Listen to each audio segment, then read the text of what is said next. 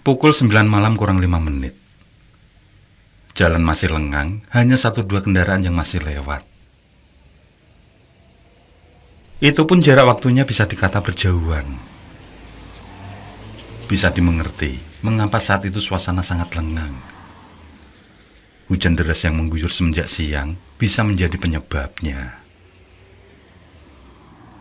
Di pangkalan ojek itu, terlihat 4 orang tetap setia mangkal berjibaku dengan dinginnya malam.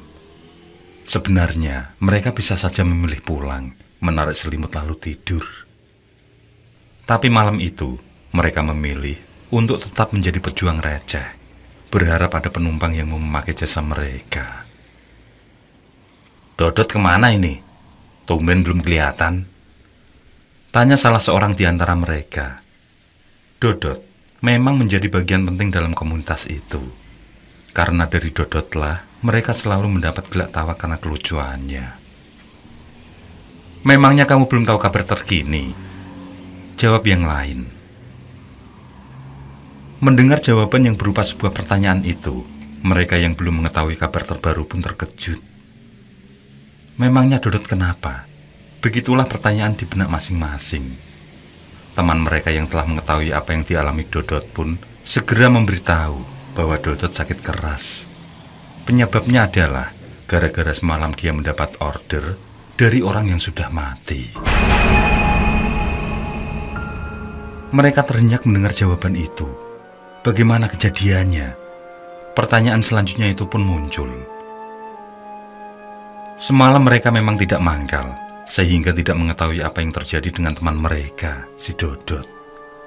Mas Yadi yang mengetahui persis kejadiannya pun menceritakan pada teman-temannya.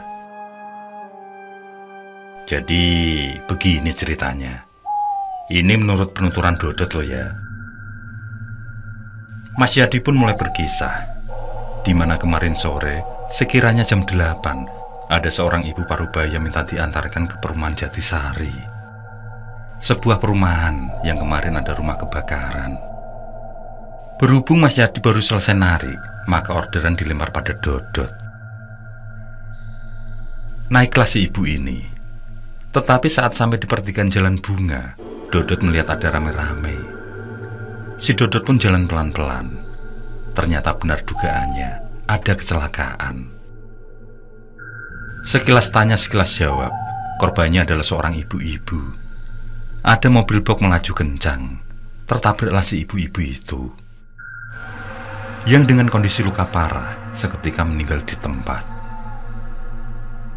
Si Dodot yang membawa penumpang tidak ikut membaur di sana. Dia memilih melanjutkan jalannya. Untuk mengisi sepi selama perjalanan, si Dodot mengajak ngobrol penumpangnya.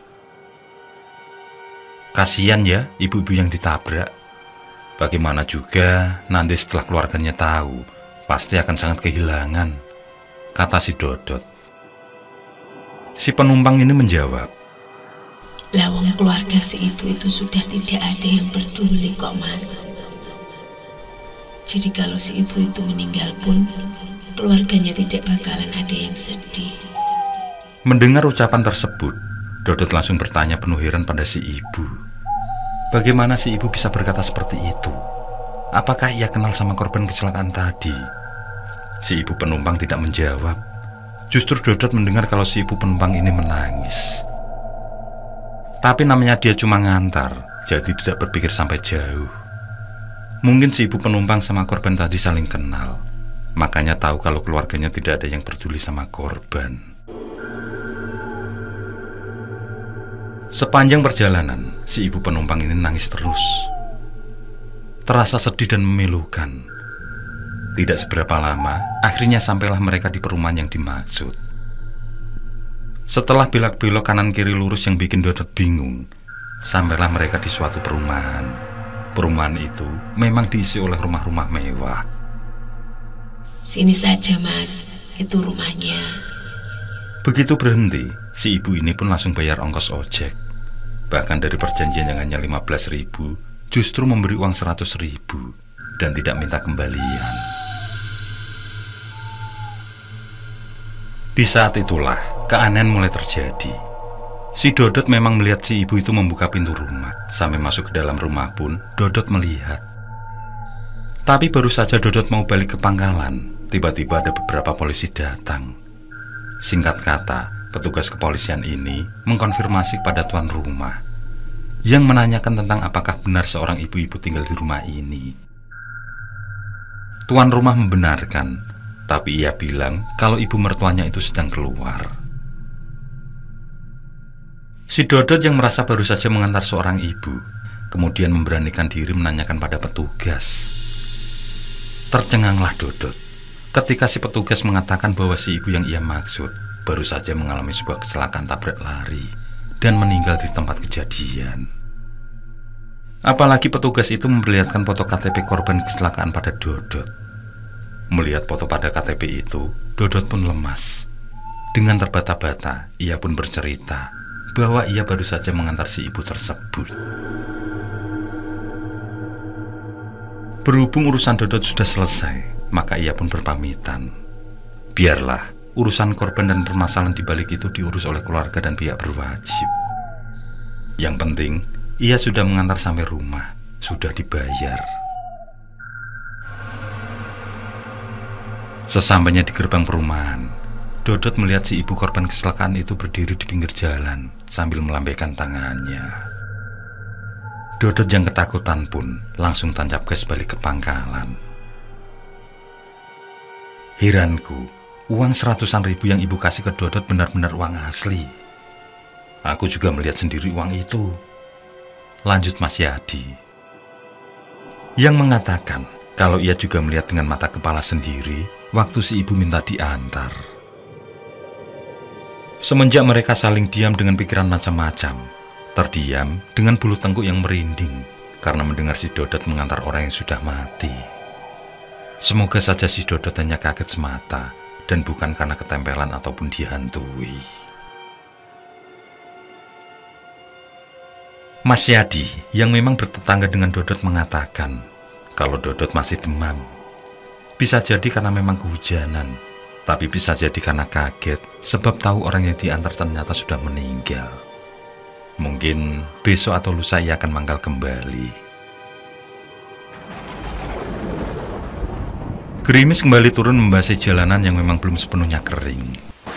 Sementara itu, waktu terus bergulir. Sebenarnya ngojek di malam hari memang penuh dengan resiko. Bukan saja andai kata kalau harus bertemu dengan demit atau hantu di jalan. Lebih dari itu, mereka juga harus mewaspadai para penjahat yang bisa saja mengintai sewaktu-waktu. Setelah beberapa saat mereka terbawa alam pikiran masing-masing, salah seorang dari mereka pun mengisi keheningan. Aku juga pernah mengalami kejadian ganjil. Mungkin bisa dibilang sangat menakutkan bagiku. Orang yang mulai bercerita itu bernama Priambodo. Teman-temannya pun dengan antusias menyambut cerita itu. Sambil menghisap rokok kretek yang tinggal separuh, Priambodo mulai membagi pengalamannya.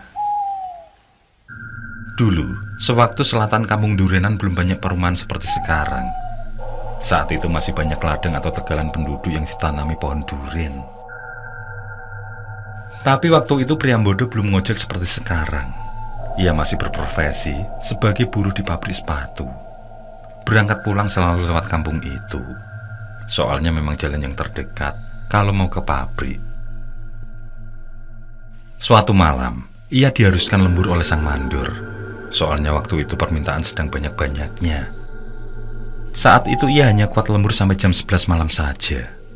Sebenarnya target belum tercapai, tapi berhubung tenaga sudah terkuras, mau tidak mau Priambodo pamit pada sang mandor. Daripada memaksakan diri malah besoknya tumbang. Setelah beberes peralatan, ia pun segera pulang. Belum juga sampai di parkiran, hujan turun sangat deras. Dan nasib sial pun ia temui. Sesampai di selatan Kampung Durenan, motornya mogok. Tapi secara kebetulan, masih ada warung buka malam itu. Segera saja, ia parkir ke warung, sekalian pesan kopi. Sembari menunggu hujan reda, Priambodo mengambil alat-alat untuk membuka busi. Ternyata memang benar, setelah busi kering, motor bisa dengan mudah dinyalakan. Di warung itu, ia sempat ngobrol sama si pemilik. Saat itu yang mereka obrolkan kebetulan adalah tentang demit. Kata si pemilik warung, kampung Durenan sedang gempar. Soalnya ada gadis yang baru saja meninggal pas malam Jumat Kliwon. Cerita yang beredar, si gadis itu gentayangan menjadi pocong. Priambodo yang mendengar penuturan si pemilik warung bukannya takut, tapi justru tertawa bahkan nyaris terpingkal-pingkal mendengarnya. Saat itu yang terpikir dalam benaknya adalah cerita hantu seperti di film yang dibintangi Haji Bokir. Bukannya takut, tapi malah lucu. Selebihnya dari itu, Priambodo memang kurang meyakini arwahnya akan bergentayangan. Baginya, orang yang meninggal rohnya kembali ke Gusti Allah.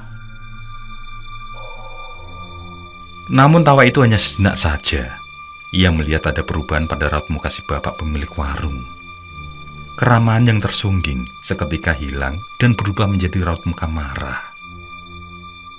Bapak pemilik warung kemudian menanyakan, apakah Priambodo tidak takut sama demit, pocong misalnya. Jawaban Priambodo waktu itu, yang ia takuti hanyalah begal. Tapi kalau sejenis makhluk halus, ia sama sekali tidak percaya. Dengan bergurau, ia mengatakan kalau begal bisa membacok juga bisa mendong, sedangkan pocong hanya bisa lompat-lompat saja. Usai berucap, kembali Priambodo tertawa. Di saat yang bersamaan, warung yang lampunya memang sedikit remang itu tiba-tiba padam. Keadaan pun menjadi gelap gulita. Priambodo belum mengetahui apa yang telah terjadi. Tangannya meraba kursi yang didudukinya. Kursi itu ternyata adalah sebuah akar pohon durian di pinggir jalan. Perlahan, Priambodo berdiri. Matanya mulai beradaptasi dengan kegelapan malam, dengan melihat sekitar. Ternyata ia sedang berada di pinggir jalan, tapi warung itu hilang begitu saja. Priambodo semakin terperanjat ketika secara tiba-tiba bapak pemilik warung itu telah berdiri di hadapan Priambodo. Mas, kalau pocongnya seperti saya, apa Mas tidak takut? Terbelalaklah mata Priambodo melihat suatu wujud di hadapannya. Seketika itu pula, lutut Priambodo bergetar. Apa yang ia katakan bahwa ia tidak takut dengan dedemit, ternyata tidak terbukti. Seumur hidupnya, kali inilah ia melihat sebuah penampakan.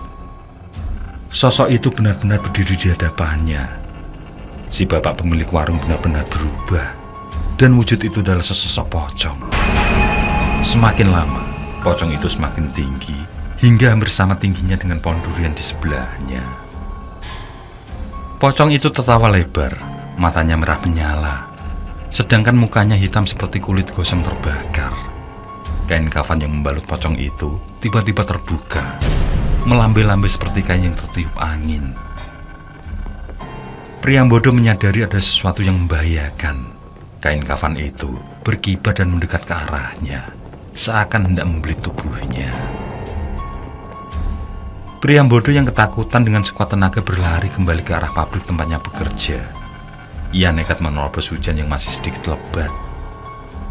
Tidak membutuhkan waktu lama, sampailah juga Priambodo di balik tempatnya bekerja.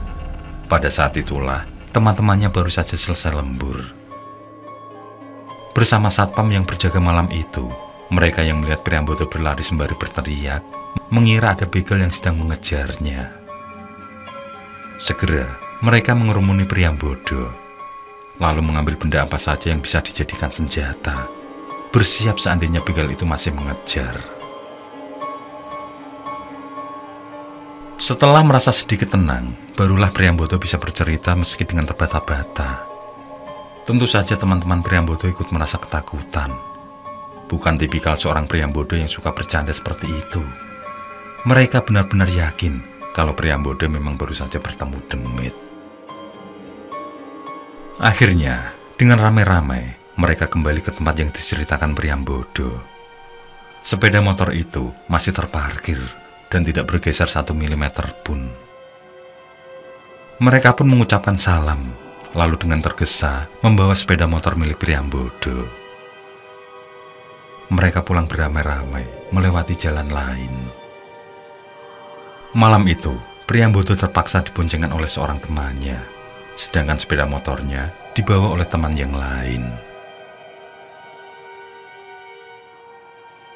Ketika pabrik sepatu itu secara berangsur mengalami keterpurukan dan gulung tikar, Priambodo pun memutuskan untuk bergabung menjadi tukang ojek di tempatnya sekarang. Sejak itu pula, Priambodo selalu berhati-hati. Siapa tahu orang yang sedang ia ajak bicara adalah jelmaan demit atau siluman. Pohon-pohon durian itu kini banyak yang telah ditebang. Selain terkena pelebaran jalan, banyak tanah di sana yang dijual untuk dijadikan perumahan. Serem juga cerita kamu, Pri. Entah apa jadinya kalau kain kafan itu sampai membeli tubuh kamu. Teman-teman Priambodo menggeleng-gelengkan kepalanya. Mereka bisa merasakan kengerian yang dialami Priambodo. Tidak terasa, waktu telah menunjukkan pukul 10 malam lebih. Hujan yang sudah reda meninggalkan hembus sangat dingin menusuk tulang. Pada jam-jam itu, mereka tetap bertahan dengan harapan ada penumpang yang berasal dari bubaran pabrik tenun. Dan benar saja, sebuah bis karyawan berhenti dan menurunkan penumpangnya. Mas Yadi, Priambodo, dan kedua teman mereka kemudian sibuk menawarkan tumpangan. Keempat orang itu pun segera berangkat menuju arah sesuai permintaan para penumpangnya. Begitulah mereka menjemput rezeki. Selama pekerjaan itu halal, apapun mereka lakukan. Mas Yadi bahkan lulusan sarjana, toh dia tidak pernah malu dengan pekerjaannya. Walaupun memang selain ngojek, Mas Yadi juga bekerja sebagai guru honorer. Prinsipnya, secuil singkong di tangan akan jauh lebih nikmat daripada sepiring roti tapi dalam mimpi.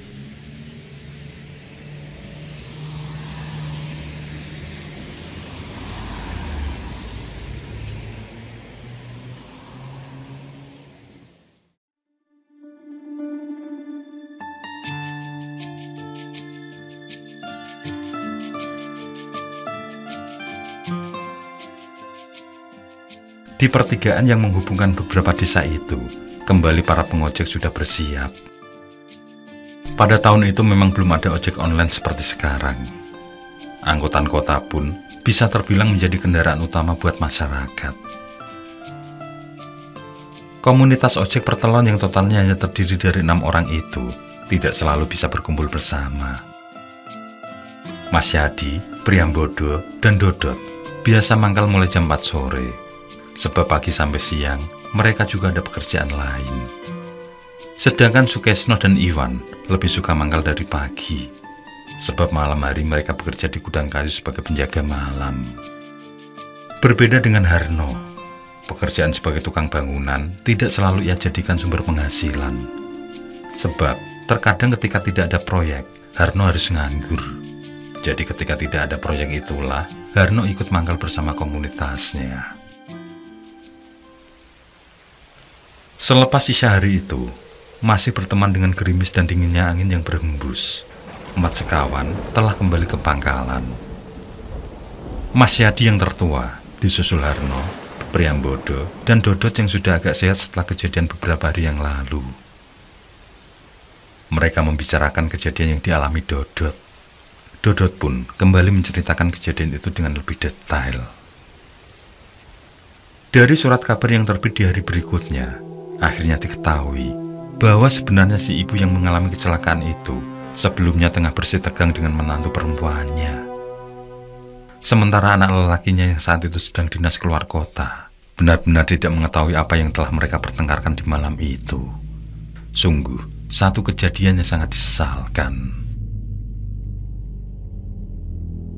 Obrolan petang itu kembali berlanjut pada hal yang berbau mistis.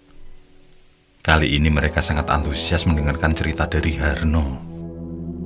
Lelaki dengan tubuh sedang itu memang pernah mengalami satu kejadian yang sempat membuatnya trauma untuk beberapa saat lamanya. Harno membuang puntung rokoknya, lalu mulai bercerita. Kejadian yang cukup menyeramkan itu terjadi sekitar tahun 2007 akhir. Saat itu, ia ikut bekerja di sebuah proyek pembangunan gedung rumah sakit di salah satu kota. Pembangunan itu sendiri ditargetkan selesai dalam waktu 6 bulan. Ada beberapa gedung yang dibangun pada saat itu. Bahkan ada yang sampai 6 lantai. Tentu saja dengan waktu yang cukup singkat itu, pemborong mengejar pekerjaan hingga sampai larut malam. Pada waktu itu kira-kira pukul 11 malam, Harno baru saja selesai membereskan peralatan. Tapi ada satu hal yang membuatnya kesal, yaitu saat ia mencari-cari alat pemotong keramik. Alat itu baru saja digunakan, dan tidak mungkin ia menaruh di luar ruangan selain yang sedang dikerjakan. Saat sedang mencari alat itu, tiba-tiba tercium suatu aroma wangi. Benar-benar wangi, tapi wanginya membuat bulu kuduk merinding. Saat itu, Harno sudah merasa ada yang tidak beres.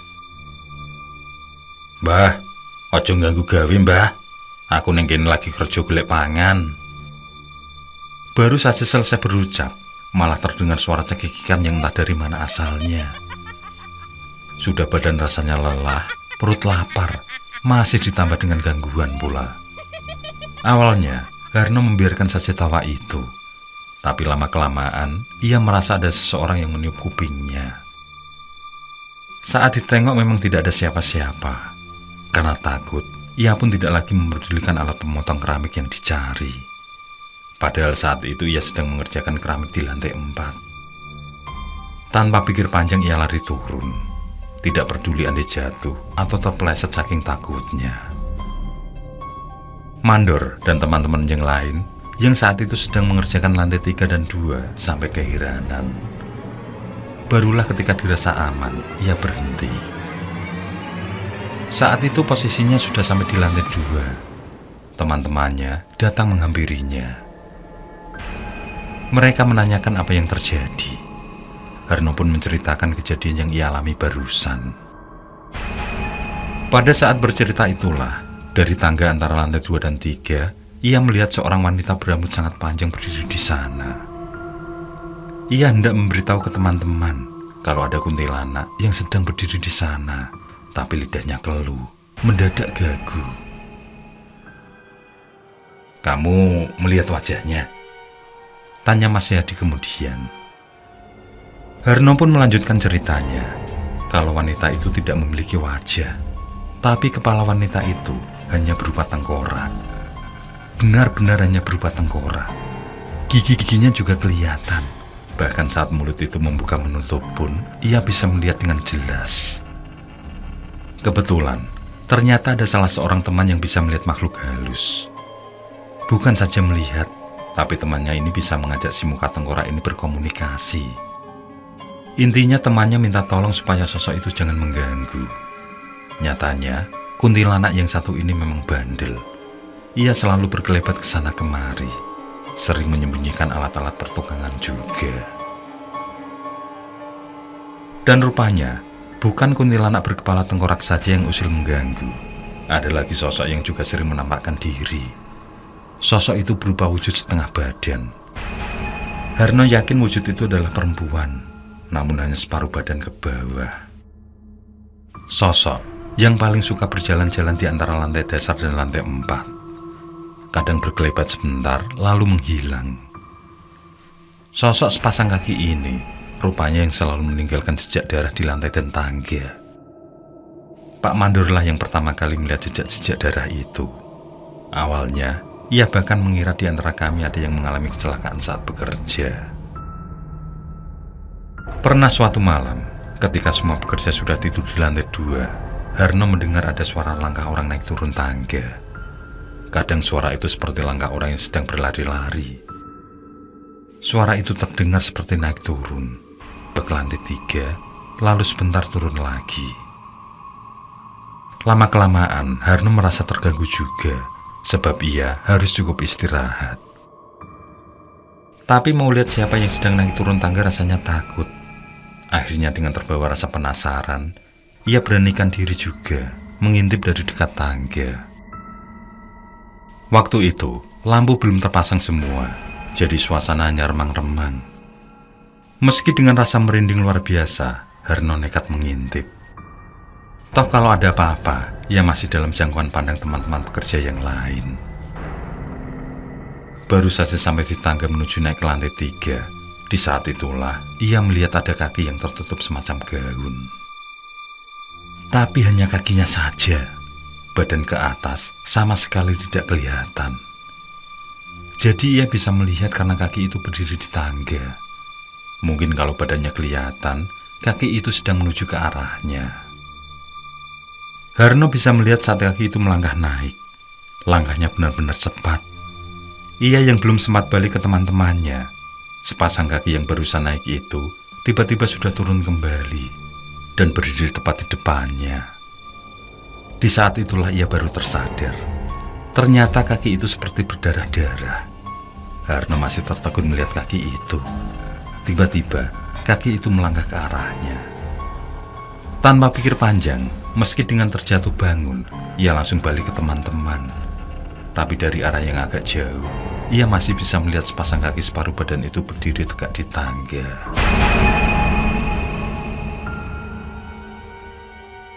Mendengar cerita Harno yang lumayan ngeri, ketika temannya terdiam sejenak, apalagi Dodot. Secara barusan beberapa hari yang lalu ia mengalami kejadian yang terpaksa membuatnya panas dingin. Dalam pada terdiam itu, Harno melanjutkan ceritanya. Peristiwa itu kualami sekitar tahun 2009 akhir. Saat itu aku baru saja mudik ke rumah istriku di Banjarnegara. Agak geli juga kalau teringat, tapi serem. Geli-geli serem jadinya. Ketiga temannya yang masih terdiam mulai menyimak cerita Harno yang beralih topik. Di saat itu, Harno mengantar istrinya ke rumah Pak Leknya. Rumah Pak Lek ini, kalau di rumah mertua lumayan jauh juga. Termasuk jauh ke pelosok, karena harus melewati persawahan juga hutan. Akses jalan satu-satunya memang harus lewat situ. Sebelum sampai di rumah Pak Lek ini, ada sebuah tanjakan tinggi, yang di ujung tanjakan itu adalah sebuah kuburan. Sesampai di sana, maklum, karena lama tidak jumpa, saat mereka akan pamit pulang pun ditahan-tahan. Masih kangen katanya. Sampai akhirnya, ketika jam 5-an hendak pulang, ban depan ternyata bocor. Ya sudah, terpaksa harus ditambal dulu. Setelah menunggu 15 menitan, ban pun sudah kembali siap. Harno dan istrinya segera berpamitan. Ndak nunggu maghrib dulu toh kalian? Istri Pak Lek memberi saran. Namun Harno tetap ingin pulang saat sudah menjelang maghrib itu. Melajulah mereka meninggalkan rumah Pak Lek. Begitu sampai di lokasi kuburan, mungkin karena ngantuk, sandal yang dipakai istri Harno jatuh. Top mas, top! Sandalku ini jatuh mas. Secara otomatis, Harno menghentikan laju motor secara mendadak. Tidak seberapa lama saat istrinya mengambil sandal, ia merasa kalau istrinya sudah naik lagi ke jok belakang. Tanpa pikir panjang, sepeda motor pun dilajukan kembali. Soalnya sudah hampir maghrib, posisi juga pasti sebelah kuburan. Mereka pun menuruni jalan itu. Herannya, sepanjang perjalanan, tangan istrinya yang biasa selalu memeluk pinggang, kali ini tidak. Diajak ngobrol juga diam saja. Dek, kamu ini kenapa toh, Dek? Kok diam saja dari tadi? Sendalmu gak kenapa-kenapa kan? Tanya Harno agak was-was. Maklum, sandal istrinya masih terbilang baru, jadi sengaja ia tanyakan. Siapa tahu kalapnya putus atau rusak. Beberapa kali ia bertanya, istrinya masih diam saja. Akhirnya, karena penasaran, sepeda motor dihentikan. Seketika itu, jantungnya seperti mau copot. Bagaimana tidak, saat ia menoleh, yang diboncengkan ternyata bukan istrinya, melainkan seorang perempuan berpakaian putih kumal. Dan yang mengerikan adalah sosok itu tidak berkepala, di mana kepalanya itu ditenteng di tangan kirinya. Jelas sekali kepala itu menyeringai sambil tertawa-tawa. Secara refleks, sepeda motor diambrukkan begitu saja. Harno pun langsung berlari. Baru beberapa langkah ia mengucap istighfar. Saat baru ingat kalau istrinya masih berada di atas. Takut tidak takut ia pun terpaksa kembali ke atas. Sesampai di sana, istrinya mewek-mewek sambil ngomel.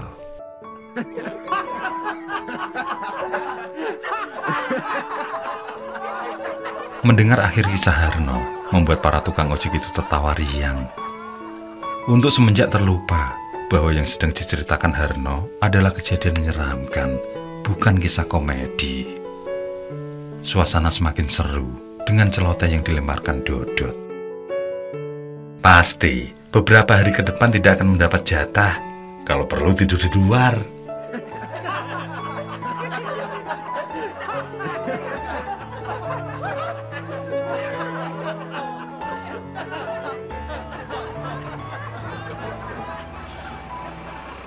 Pukul 10 malam, bis yang mengantar karyawan pabrik pun tiba. Tapi pada saat itu, hanya ada 3 penumpang yang turun. Harno, Dodot, dan Priambodo pun langsung tancap gas mengantar penumpangnya. Sementara Mas Yadi yang sudah beberapa kali ambil tarikan pun mengalah. Sendirian Mas Yadi menunggu di pangkalan itu, berharap ada penumpang yang bisa ditarik. Semenit, 2 menit, hingga 10 menit berlalu. Benar saja, dari kejauhan terlihatlah seorang berjalan menuju ke arahnya. Hati Mas Yadi pun girang. Hari ini tarikan seperti tiada henti. Ketika seorang yang berjalan itu semakin dekat, Mas Yadi pun seperti mengenali. Rupanya Sukesno, anggota komunitas ojek pertelon juga. Biasanya Sukesno narik pagi karena malamnya berjaga di sebuah gudang. Namun tumben malam-malam datang ke pangkalan. Tapi mengapa dia jalan kaki? Loh, Kes, kok tumben kesini? Kamu nggak kerja? Sukesno tidak segera menjawab. Ia hanya menunduk lesu. Mas Yadi menawarinya rokok, namun Sukesno menolak. Aku sudah tidak kerja di gudang lagi, jawab Sukesno singkat. Ia seperti memandang ke arah yang sangat jauh. Entah apa yang sedang dipikirkan oleh Sukesno. Mas Yadi kembali menanyainya tentang penyebab keluar dari pekerjaan. Namun Sukesno lebih memilih diam. Sukesno yang sebelumnya duduk di sebelah Mas Yadi, kini bangkit dan berdiri agak menjauh. Mas Yadi tentu saja keheranan melihat tingkah temannya itu. Ditawari rokok tidak mau, ditanya juga hanya diam saja. Mungkin ia sedang punya masalah, begitu pikir Mas Yadi. Mas Yadi pun bangkit dari duduknya. Ia bermaksud mendekati Sukesno. Belum juga sampai pada tempat Sukesno berdiri, di belakang Mas Yadi terdengar seseorang berteriak memanggil sambil berucap gawat. Mas Yadi pun menoleh. Rupanya Priambodo sudah kembali. Tampak ada sesuatu yang tidak biasa. Mas Yadi pun berbalik langkah. Ia meninggalkan Sukesno. Ada apa, Pri? Apa yang gawat? Dengan penuh ketegangan, Priambodo memberitahu tentang kematian Sukesno yang tertabrak bis. Mas Yadi terang saja tidak percaya dengan ucapan Priambodo. Ia bahkan menanyakan apa maksud perkataan temannya itu. Ia juga menanyakan Sukesno yang mana untuk meyakinkan. Sukesno yang mana lagi?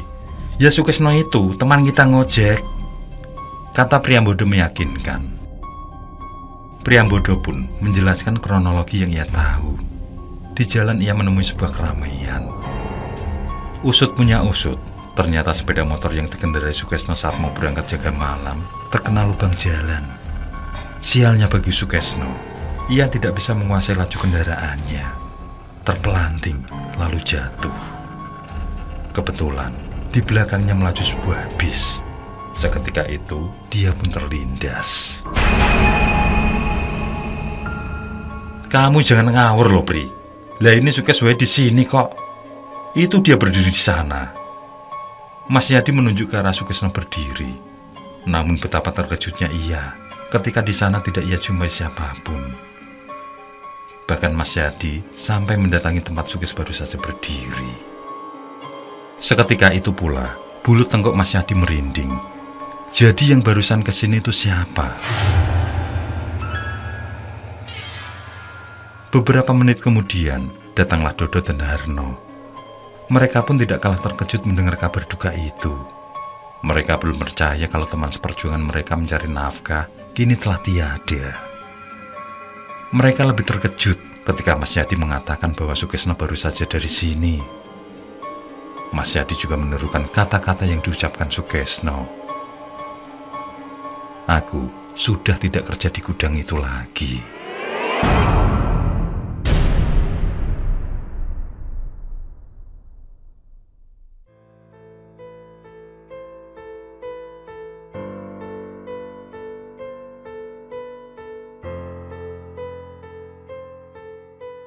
Komunitas ojek pertelon benar-benar berduka. Mas Yadi, Priambodo, Dodot, Iwan, dan Harno terlihat tidak bisa membendung air mata. Sukesno teman mereka meninggalkan seorang istri dan seorang anak yang masih berumur 3 tahun. Sementara itu, Yanti, istri Sukesno, sedang dalam keadaan hamil 6 bulan. Apalagi Sukesno merupakan tulang punggung bagi keluarga. Entah bagaimana nanti, anak Sukesno yang pertama menanyakan keberadaan bapaknya. Entah bagaimana nanti, anak yang berada di dalam kandungan lahir tanpa pernah melihat sosok seorang bapak. Dan entah bagaimana kehidupan Yanti nanti. Yanti kembali meraung-raung, meratap di tanah makam yang masih basah itu. Mas, kowe kok tega ndisi aku to, Mas? Terus anake dhewe piye besok, Mas? Yanti menangis meratap-ratap, lalu tumbang tidak sadarkan diri.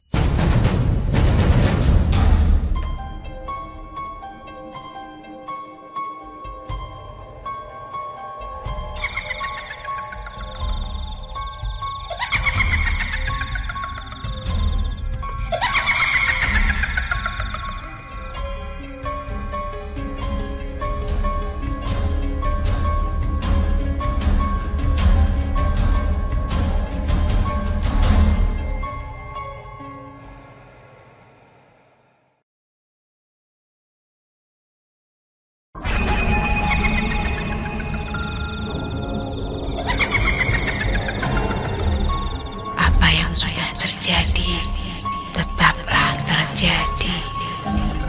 Dalam silsilahmu yang ketujuh, aku akan kembali dan mengakhiri garis keturunanmu, Probo.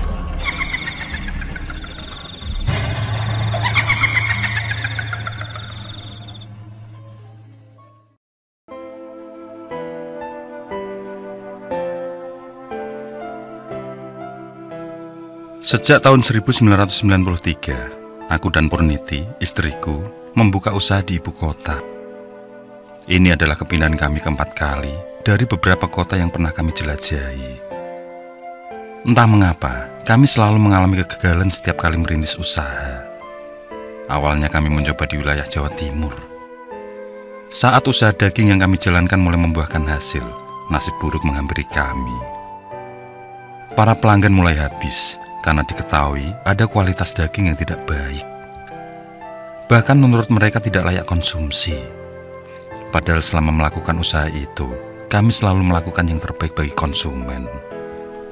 Selalu mengecek daging dengan teliti. Bahkan di saat ada perkembangan pesat, kami melakukannya dengan menyembelih sendiri. Tapi semua sudah terjadi.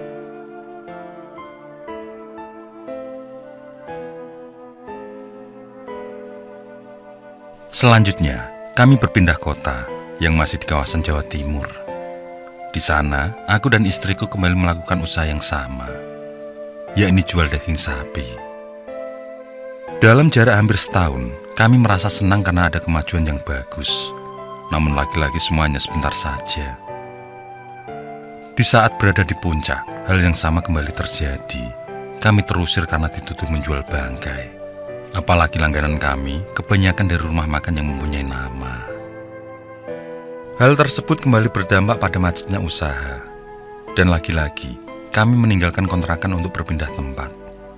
Kali ini kami putuskan hijrah ke Jawa Tengah. Dengan kebulatan tekad, kembali kami merintis usaha yang sama. Kami mulai semua dengan sangat hati-hati dan melanjutkan dengan sangat teliti. Kami tidak mau lagi kecolongan seperti dua pengalaman sebelumnya. Dan nampaknya, kali ini membuahkan hasil yang memuaskan. Belum genap setahun kami sudah memiliki tempat jagal sendiri. Juga sudah mulai melakukan peternakan dengan metode penggemukan. Sehingga keuntungan semakin berlipat. Tapi kejayaan itu kembali tumbang saat mendekati puncak kesuksesan. Semua mendadak mati dalam waktu 4 hari. Sama sekali tidak tersisa. Sebenarnya kami sudah coba sterilkan tempat, juga memanggil dokter hewan untuk berkonsultasi, tapi semua sia-sia. Usaha yang masih berlanjut, kembali kami coba proses lewat pemasok. Tapi para jagal yang merasa dikhianati oleh sikap kami, membuat kesulitan mendapatkan daging. Mereka merasa tersaingi saat dulu kami memiliki penjagalan sendiri. Mereka berpikir suatu saat kami akan melakukan hal yang sama jika usaha kembali maju pesat. Dan secara kompak, mereka pun menghentikan pasokannya, yang membuatku juga istriku merayu habis-habisan untuk kembali mendapatkan kepercayaan dari mereka. Tolonglah, Pak. Kami berjanji akan menjadi pelanggan tetap di jagal Bapak. Ucapan itu terlontar berulang kali pada orang yang berbeda. Kami tidak peduli tanggapan mereka. Yang penting kami bisa kerja kembali demi masa depan keluargaku. Pada akhirnya, atas saran dari mereka kami pun pindah ke kota lain. Kami ikuti kemauan mereka asalkan bisa melanjutkan usaha dengan tenang. Apalagi saat itu modal kami sudah menipis, sehingga butuh bantuan keuangan dari mereka. Baru 2 bulan kami pindah, kabar mengejutkan datang dari kampung halaman, yang mana Ibunda Purniti meninggal dunia. Tentu kami terkejut bukan kepalang, karena selama ini beliau dalam keadaan sehat, tidak mempunyai riwayat penyakit apapun.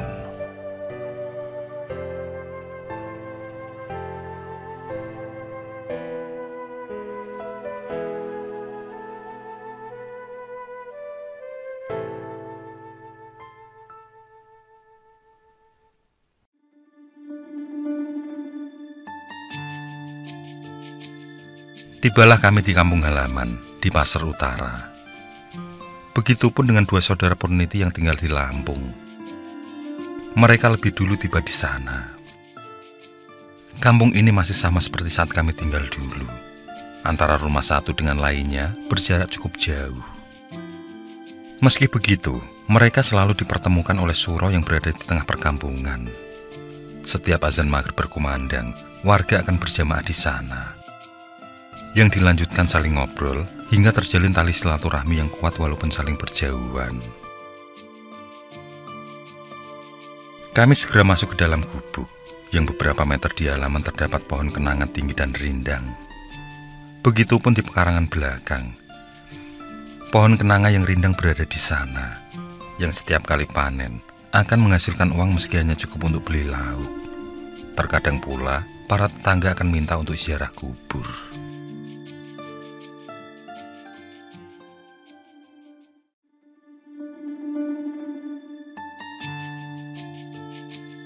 Istriku merupakan 2 bersaudara. Kakaknya menikah dengan orang Lampung, dan dia sendiri menikah denganku.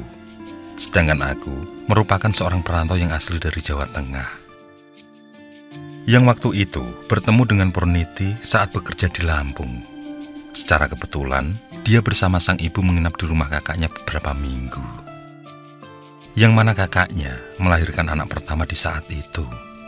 Dari pandangan pertama berlanjut pada perkenalan. Saling suka hingga naik tingkat menjadi hubungan spesial. Dan berakhir pada perjodohan. Sejak perkawinan, Ibu Purniti yang seorang janda itu menghendaki agar kami tinggal bersamanya. Hidup dengan hasil dari kebun kelapa sawit yang disewa sebuah perusahaan besar. Aku sempat tinggal beberapa bulan dan bingung karena tidak mempunyai pekerjaan lain. Sementara hasil sewa lahan bagiku tidaklah mampu menutup kebutuhan sehari-hari. Dari situlah aku berniat keluar wilayah untuk mencari kerja seperti saat bujang dulu, yakni mencoba berhubungan kembali dengan kawan-kawan yang masih sebagai kuli proyek. Profesi yang kulakukan semasa muda dulu. Maklumlah, sebagai anak tunggal yatim piatu yang hanya lulus SMP, menempaku menjadi seorang pekerja kasar. Namun niatku mendapat pertentangan dari Purniti. Dia memilih ikut dan mengajakku mencari kerja lain. Hingga kami meninggalkan ibu yang berat melepas kepergian Purniti. Meski melarang dengan berbagai alasan, kami tetap berangkat menyeberang lautan. Akhirnya kami kontrak rumah dan membuka lapak daging di wilayah Jawa Timur. Ibu kamu itu tidak sakit. Sepulang dari belanja dia mengeluh pusing. Dan saat maghrib dia tidak berangkat ke surau. Sehingga aku mampir ke sana. Namun kondisinya sudah sangat lemah. Sebelum beliau meninggal, dia selalu menanyakanmu, Pur. Seolah ada sesuatu hal yang hendak ia sampaikan. Ucap Ibu Rasidah, tetangga yang dekat dengan almarhumah, mengenang saat-saat terakhir sebelum ajal. Purniti juga kakak perempuannya tidak sanggup membendung air mata. Mereka menyesal tidak melihat detik terakhir sebelum sang ibu meninggal. Tapi itulah takdir yang hanya diketahui oleh manusia setelah sesuatu hal terjadi dan menimpa, bukan sebelumnya.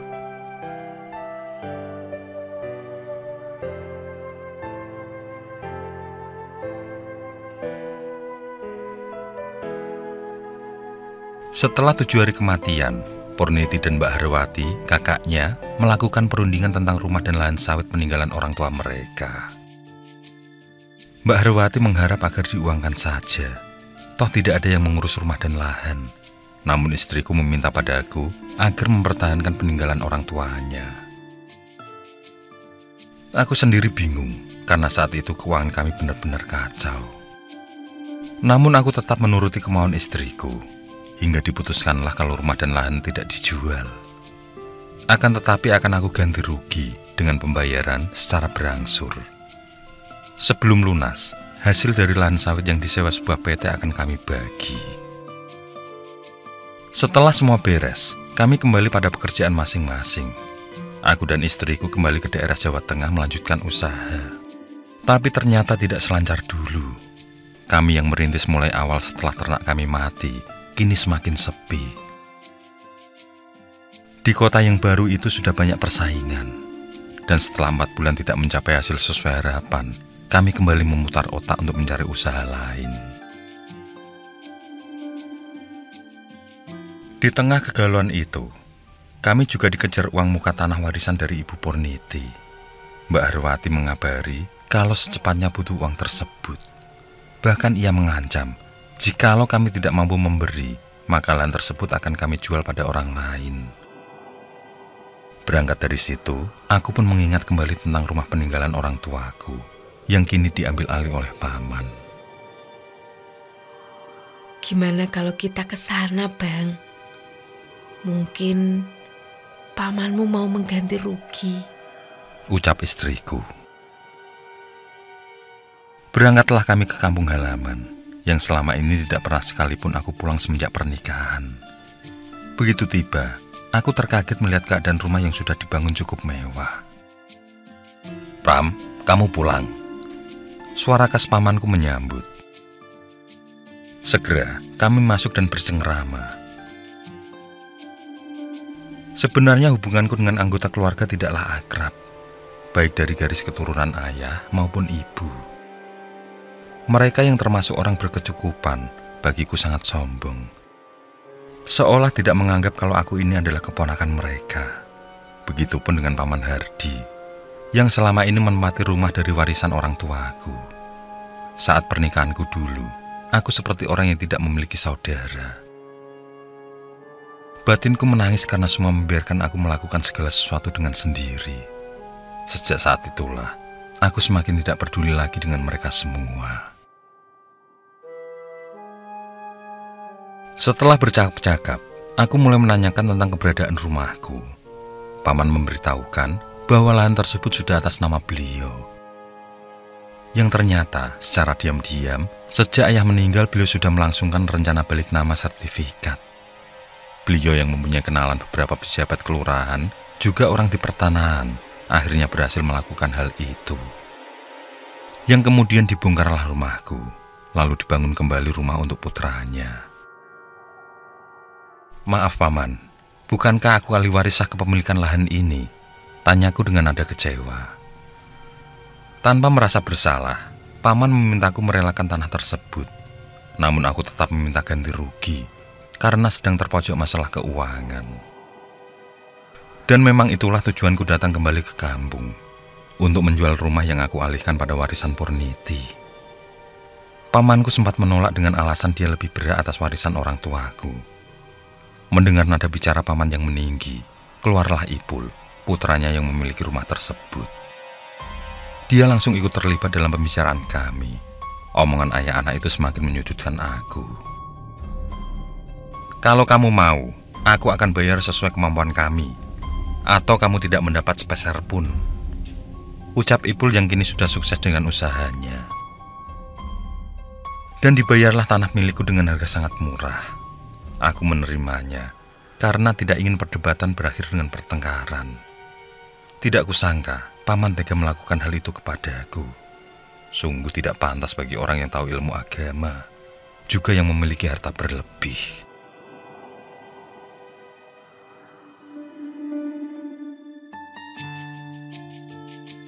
Sebagian uang tersebut aku kirim untuk Mbak Harawati, sedangkan yang sebagian akan kami jadikan modal usaha. Sepertinya kita harus mencari pekerjaan lain, Bang, ucap Purniti seusai kami membacakan tahlil di makam orang tuaku.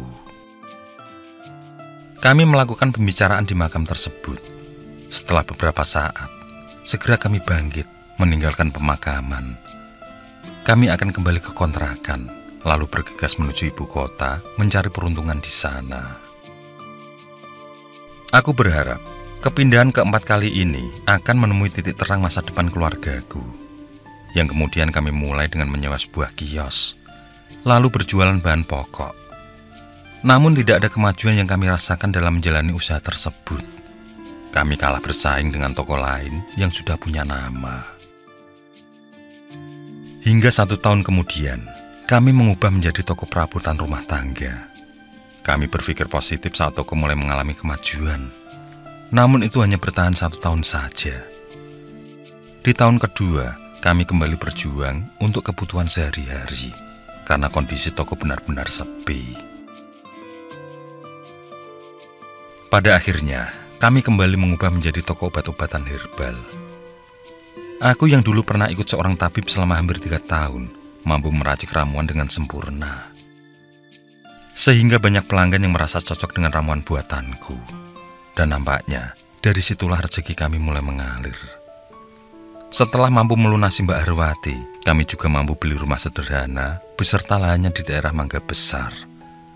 Yang di sana juga kami berpindah toko dan membangun senyaman mungkin. Namun sayang, kemajuan pada penghasilan tidak diiringi kebahagiaan dalam berumah tangga. Kami yang mengharap segera mendapat momongan belum juga dikabulkan oleh Tuhan. Sore ini, kami putuskan periksa ke dokter spesialis. Ku genggam tangan istriku dengan kuat, saling mendukung untuk menghilangkan kecemasan. Maaf, Ibu mengalami kemandulan, ucapan dokter membuat genggaman tangan istriku menjadi lebih kuat. Matanya berkaca-kaca, menunggu penjelasan selanjutnya. Kanker rahim yang pernah Anda alami mengganggu peranakan. Dan itulah penyebabnya. Bu dokter kembali berucap. Aku hanya diam saja, membayangkan betapa terpukulnya istriku.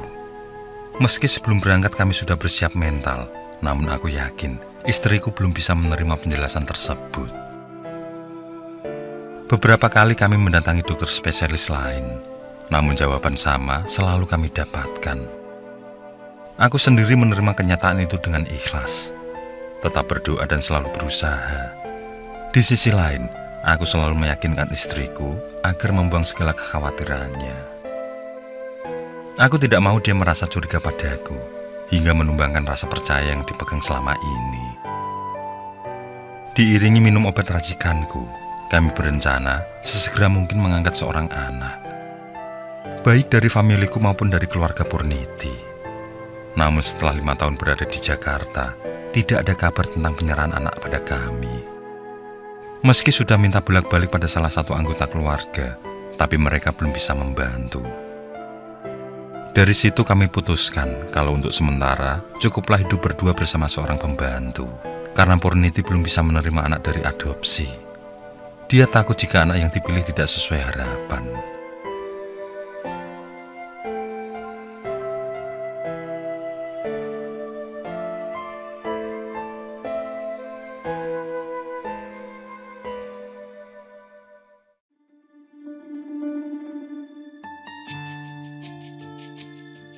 Seiring berjalannya waktu, aku terfokus pada kios yang selalu ramai, hingga kenyataan pahit menerpa kehidupan kami.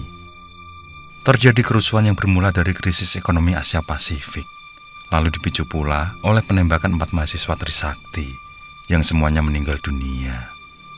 Itu terjadi pada tanggal 12 Mei 1998. Hari selanjutnya, 13-15 Mei, terjadi demo besar oleh mahasiswa dan rakyat di beberapa sudut ibu kota, hingga terjadi penembakan dan penjarahan yang tidak terkendali. Karena semua harta habis, maka kami bersepakat menjual tanah, lalu kembali ke kampung halaman di Pasir Utara, Kalimantan Timur. Kami yang masih memiliki lahan 2 hektar dengan tanaman kelapa sawit sebanyak 800 pohon di kampung, kembali mengambil alih lahan itu, lalu kami urus secara langsung. Tidak kami serahkan pada PT Adi Pratama Jaya Abadi yang selama ini mengelola. Kalau selama ini bagi hasil, sekarang kami akan menikmati hasilnya sendiri. Tapi harus menggarap dengan secara baik dan teliti. Jika tidak, maka buah sawit tidak memenuhi standar hasil dan banyak pula yang mati akibat kurang perawatan. Dari usaha yang semula mempunyai toko besar lalu beralih ke perkebunan, terasa sulit kami lakukan. Butuh waktu cukup lama untuk menyelesaikan sendiri. Aku dan istriku yang selama ini tidak pernah melakukan pekerjaan kasar harus memulai kehidupan baru sebagai petani sawit. Seringnya memegang semak dan parang membuat telapak tangan yang dulu bersih kini hitam dan kapalan. Bahkan istriku yang berkulit kuning langsat kini berubah menjadi gelap. Begitupun denganku. Sekarang hitam legam karena sering terbakar terik matahari. Kami juga sering berhadapan dengan babi hutan dan ular berbisa. Namun lama-kelamaan, kami menjadi terbiasa dalam mengelola kebun. Keadaan tersebut membuat beberapa orang kenalanku dari Jakarta menjadi kaget. Saat berkunjung, mereka menjadi terkejut akan perubahan yang terjadi pada kami. Inilah keadaan kami sekarang, ucap istriku membuang rasa malu. Tapi itulah yang terjadi. Suasana politik yang membawa reformasi berdampak besar pada kehidupan kami. Yang dulunya berada di dalam ruangan ber-AC, beralih ke lapangan perkebunan yang panas dan dibakar terik matahari. Namun kami ikhlas menjalani semua. Ini adalah kenyataan yang tidak bisa untuk berpaling dan menolak.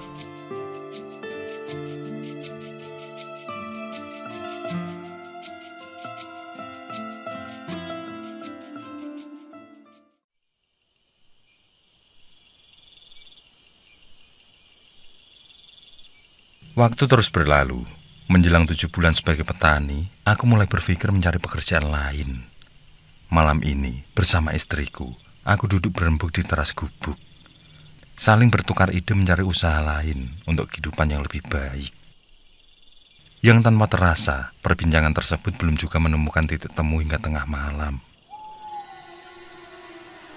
Di saat kami hendak masuk ke dalam gubuk,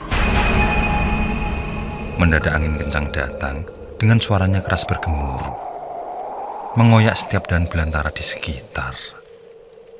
Daun-daun berterbangan, melayang ke selatan, jatuh ke atas genteng. Bunga kenanga berguguran, menebarkan aroma wangi yang menyengat. Di saat itulah terlihat sosok perempuan melayang searah angin. Dan sosok kuntilanak itu bukan hanya seorang, melainkan ada beberapa yang mengikuti. Yang paling depan mungkin sebagai ratu atau pemimpin, singgah di pohon kenanga yang ditanam nenekku berpuluh tahun yang lalu. Melihat penampakan yang sangat nyata, seketika membuat kami bergidik ngeri. Apalagi saat kuntilanak itu memperlihatkan penampakan yang menyeramkan. Dengan tatapannya yang tajam dia melihat ke arah kami. Ditambah lagi suara tawanya yang mulai terdengar menggema, seolah semakin mendekati telinga kami.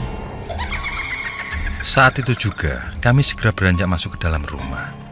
Meski sama-sama ketakutan, kami saling menguatkan dengan membaca surat-surat pendek Al-Quran. Tapi semua sia-sia saja. Suara tawa itu justru semakin bertambah. Meskipun sosoknya tidak berada di dekat kami, tapi tawa itu cukup membuat kami dihantui ketakutan. Apa yang harus kita lakukan, Bang? Tanya istriku penuh kecemasan. Aku tidak bisa memberi jalan keluar, selain mengajak untuk kembali berzikir dan membaca surat-surat pendek sebanyak mungkin. Teror tersebut belum juga berhenti ketika azan subuh. Malam itu pun kami lewati dalam ketegangan tanpa tidur. Hingga seusai sholat subuh, barulah kami bisa tidur, meninggalkan pekerjaan sehari hanya untuk beristirahat. Tapi teror kuntilanak kembali datang di malam-malam berikutnya, yang membuat kami tidak bisa berbuat apa-apa selain pasrah dalam ketakutan. Tapi tidak boleh rasa ketakutan itu diteruskan selamanya. Walau berat, aku harus berani menghadapi kenyataan ini. Sebab kami akan tinggal di sini bukan sementara saja, tapi akan menetap bertahun-tahun atau mungkin selamanya. Dari pemikiran itu, aku dan istriku mencari jalan keluar yang terbaik, karena tidak mungkin berada dalam ketakutan yang terus berlanjut. Ini adalah hari keempat kita dihantui, Bang. Mungkin lebih baik jika kita minta pendapat kepada seseorang. Istriku mulai mengutarakan pendapatnya. Mendengar ucapan itu, pada akhirnya kami putuskan untuk menghadapi makhluk tak kasat mata tersebut. Namun sebelumnya, aku dan istriku akan mencari bantuan seorang lebih dulu. Tentu saja orang yang paham dengan dunia supranatural. Dan tertujulah pikiranku pada Eyang Margo, satu-satunya orang pintar yang aku kenal di kampung ini. Beliau merupakan teman dari almarhum ayahku semasa hidup. Meskipun usianya sepantaran dengan kakek, tapi beliau akrab dengan ayahku yang seperti anaknya sendiri. Setelah melewati jalan setapak sekitar 1 kilometer, tibalah kami di rumah Eyang Margo. Ini adalah pertama kali bertamu semenjak kembali ke kampung. Sehingga sebelum pada pokok tujuan, kami terlebih dulu saling melepas cerita selama ini. Setelah cukup dengan kisah masing-masing, barulah aku menjelaskan tentang maksudku datang bertamu. Dengan serius, Eyang Margo menyimak setiap perkataanku. Kami harap Eyang bisa membantu, ucapku di akhir berkisah. Sejenak Eyang Margo terdiam, seolah mengingat-ingat tentang sesuatu. Aku dan istriku ikut terdiam, menunggu ucapan Eyang Margo. Apapun yang akan diutarakan, itulah yang kami tunggu dan akan kami lakukan. Suasana saling diam itu terjadi hampir 15 menit lamanya, hingga Eyang Margo memberikan satu jalan keluar, yakni disuruhnya kami berdialog langsung dengan sosok Ratu Kunti tersebut, sedangkan beliau akan melakukan pantauan jarak jauh. Akan ikut membantu dari rumah saja, itu karena kondisi fisiknya yang tidak kuat lagi berjalan jauh. Memang, saat itu jarak antar satu rumah ke rumah lain cukuplah jauh. Terbentang perkebunan yang menjadi jarak pemisah. Selain itu, belum ada listrik juga media transportasi mesin. Hingga kemanapun selalu berjalan kaki. Jika saatnya tiba, kalian akan paham tentang semuanya, tutur Eyang Margo yang menimbulkan pertanyaan di benak kami. Entah apa maksud dari ucapan tersebut, seakan ada sesuatu hal yang disembunyikan dari kami. Tapi baik aku maupun istriku tidak menanyakan apapun selain pada teror yang kami hadapi, yakni pertanyaan yang menjurus pada bahan sebagai ritual. Dan Eyang Margo hanya menyuruhku menyulut 3 sio saja. Tidak ada bahan lain yang diperlukan. Menurutnya, asap dari hiu tersebut sudahlah cukup. Dan dalam ritual tersebut nantinya, hanya istriku saja yang bisa berkomunikasi dengan makhluk halus itu. Sedangkan aku hanya sebagai pendamping saja.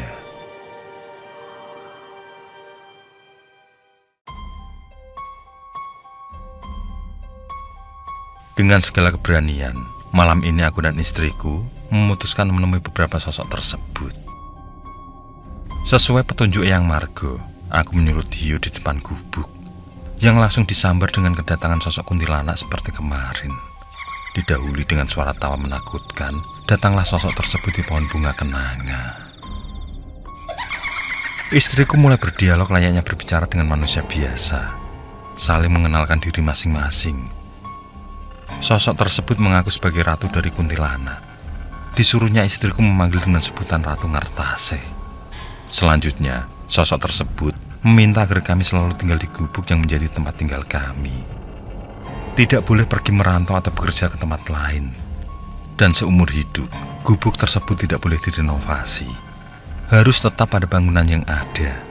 Yang menurut cerita, rumah gubuk ini adalah peninggalan kakek buyut Purniti. Tanpa banyak bicara, sosok tersebut menghilang dari pandangan kami.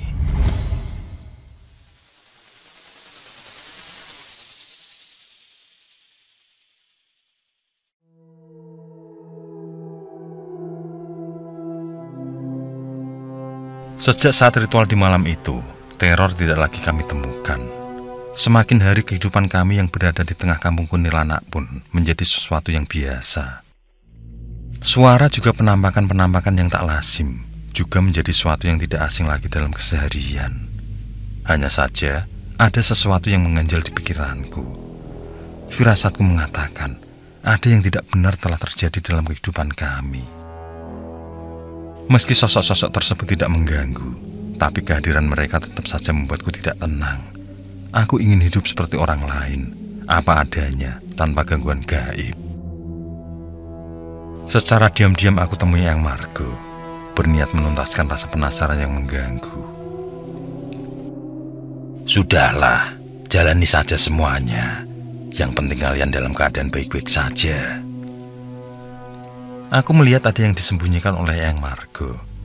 Merasa tidak puas dengan jawaban tersebut, aku pun terus mendesak agar beliau berterus terang tentang kampung kuntilanak. Apakah memang sedari dulu disitulah tempatnya? Atau ada hal lain yang membuat bangsa tidak kasat mata itu berada di sana? Setelah berpikir beberapa menit, Eyang Margo menghela nafas dalam-dalam, lalu dikeluarkannya perlahan. Sejenak kemudian beliau menatapku, dan mulailah dia memberitahu asal-usul bangsa gaib tersebut. Tapi sebelum dimulai, dia menyuruhku berjanji agar menyimpan kisah tersebut untukku saja.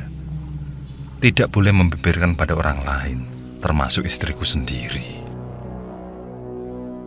Baiklah Mbah, aku berjanji akan merahasiakan ini, ucapku. Adalah Ki Prabu, seorang yang memiliki ilmu kesaktian dan merupakan pendahulu dari keluarga Purniti.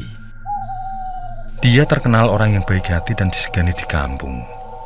Tapi sifat itu berubah manakala datang seorang musafir yang menetap di kampung. Dia adalah Jalananda. Sifat iri dengki muncul saat seorang murid Jalananda berhasil menjadi lurah. Sedangkan calon usungan Ki Prabu harus mengakui kekalahan. Diam-diam Ki Prabu menaruh dendam ke Sumat. Dia pun mulai belajar satu keilmuan kesaktian yang menjurus pada ilmu hitam. Dia melakukan semedi yang berakhir terjadinya persekutuan dengan iblis, yang mana serangan bisa dilakukan melalui istri Jalananda. Seiring bergulirnya waktu, Ki Prabu menunggu saat yang tepat untuk melampiaskan dendamnya, yakni setelah Jalananda mempunyai seorang istri. Sebenarnya sudah berulang kali dia mencoba menyerang secara gaib, tapi Jalananda yang juga memiliki kesaktian mumpuni mampu selamat dari serangan tersebut. Hingga tanpa terduga, Rinarsih, adik Ki Prabu terpikat pada Jalananda, yang ternyata hubungan itu sudah terjalin berbulan-bulan, bahkan berlanjut pada tahap lamaran. Ki Prabu tidak bisa berbuat apa-apa. Dia tidak mau dicap buruk oleh warga, sehingga terjadilah pernikahan antara Adik dengan Jalananda. Dia yang sudah bersekutu dengan iblis, mau tidak mau, niatnya pun berlanjut. Melalui media Rinarse, dendam pun mulai dibalaskan. Malam itu adalah malam bulan purnama, tepat seminggu setelah pernikahan Jalananda berlangsung. Tampak burung-burung malam berterbangan bersautan. Tepat tengah malam, terdengar teriakan keras Rinarse, diikuti suara hantaman dari balai bambu. Yang ternyata Jalananda terpental dan muntah darah saat hendak menyentuh istrinya.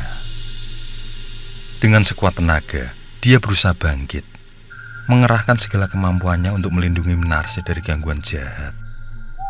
Tapi semua sia-sia, tetap saja Rinarse kesakitan luar biasa, lalu menggelepar pingsan. Sementara itu di rumahnya, Ki Probo merasa bersalah atas perlakuannya pada Rinarse. Di lubuk hatinya yang paling kecil tidak rela jika adiknya itu meninggal seperti Hartase.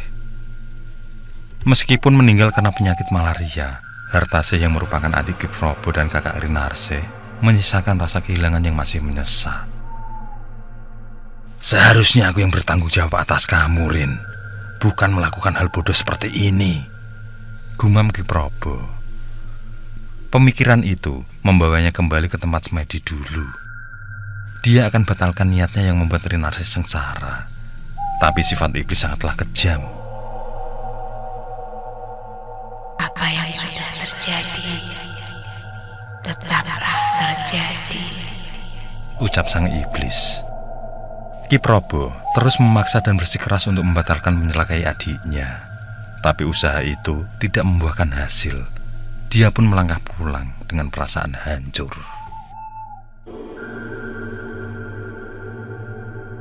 Betapa terkejut saat Ki Probo menemui adiknya.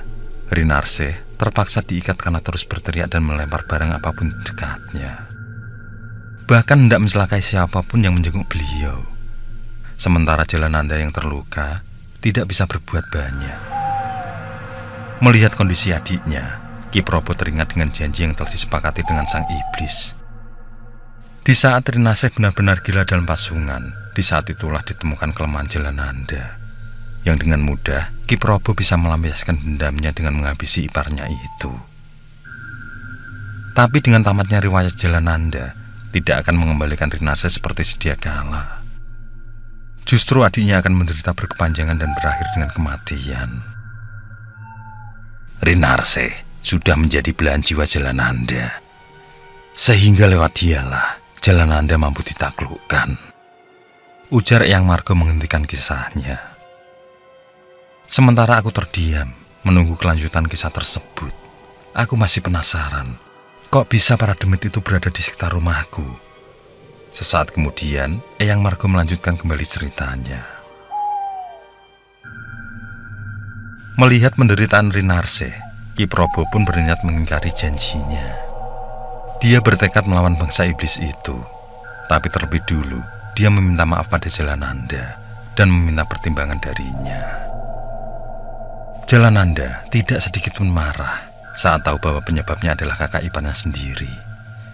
Dia sudah tahu kalau ada kebencian yang sangat. Hanya saja tidak menduga jika sang adik harus dikorbankan demi ambisi.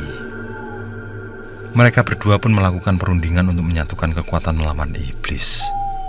Dan ditetapkanlah waktu yang sempurna untuk melakukan pertarungan tersebut. Tentunya melalui hitungan waktu dan weton hari. Saat tiba waktunya, mereka mendatangi lokasi di mana iblis bersemayam. Yang kemudian terjadilah adu kesaktian di sana. Penyatuan dua kekuatan itu pun mampu menaklukkan kebengisan sang iblis. Dalam silsilahmu yang ketujuh, aku akan kembali dan mengakhiri garis keturunanmu, Probo. Ucapan itu menggema mengiringi angin yang sangat kencang. Dan lenyaplah sosok iblis yang diikuti anak buahnya. Sayang sekali, setelah kejadian itu, nasib Rinarse tidak menampakkan ada perubahan. Dan untuk menebus kesalahannya, Ki Probo memutuskan mengajak istrinya berpindah ke tempat di tengah hutan. Jalananda coba mencegah niat Ki Probo. Namun Ki Probo tetap pada pendiriannya. Dia tidak ingin melihat adiknya yang sangat menderita, karena hatinya ikut terluka dipenuhi penyesalan. Dan itulah yang terjadi. Sejak tahun 1846, menetaplah Ki Probo di sini, di Desa Karyangan, Tobo Apung, Pasar Utara. Sejak saat itu pula, garis keturunannya selalu melahirkan satu anak. Begitupun dengan Purniti. Sejak ibunya tahu bahwa putrinya adalah garis terakhir dari silsilah keluarga, maka dia mengambil Harwati sebagai anak angkat. Itu dilakukan sebelum kelahiran Purniti. Dari cerita yang dikisahkan Mbah Margo, barulah aku menyadari tentang beberapa hal, yakni tentang kesialanku bersama sang istri saat bekerja sebagai perantau, yang berujung dengan kembalinya ke kampung halaman. Karena itulah keinginan para iblis yang berwujud kuntilanak. Hal lainnya adalah tentang gangguan rahim istriku, yang mana dokter memvonis mandul. Sudah jelas kalau itu pemutus silsilah keluarga.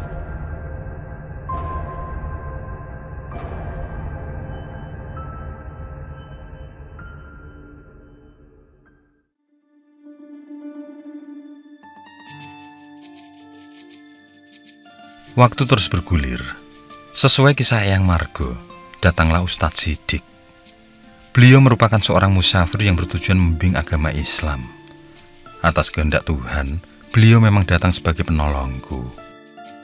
Beliau mampu mengusir kuntilanak yang dipindahkan jauh di hutan perbatasan.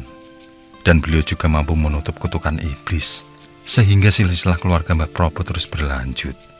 Kebahagiaan pun aku raih. Sekarang, aku telah memiliki 3 buah hati, yang mana dari ketiganya adalah berselisih 2 tahun usia. Dari segi ekonomi juga mulai menemukan titik terang. Kembali lagi, aku menjadi pedagang daging dengan lapak di pinggiran kota.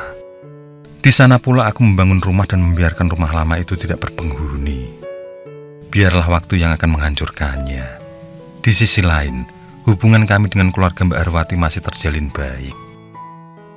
Meski bukan saudara yang lahir dari satu rahim, tapi mereka sudah kami anggap sebagai saudara kandung. Mari kita masuk gubuk kita, Bang.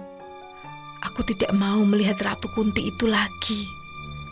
Tatapannya tajam dan membuat mataku menjadi pedih. Ucap Purniti yang malam ini menginap di gubuk tua. Segera kami masuk meninggalkan pohon kenanga. Aku dan istriku tersenyum melihat ketiga anak-anak saling mendahului masuk gubuk tua. Yang suatu saat pastilah akan tinggal cerita, di mana di sini pernah ada kampung kuntilanak.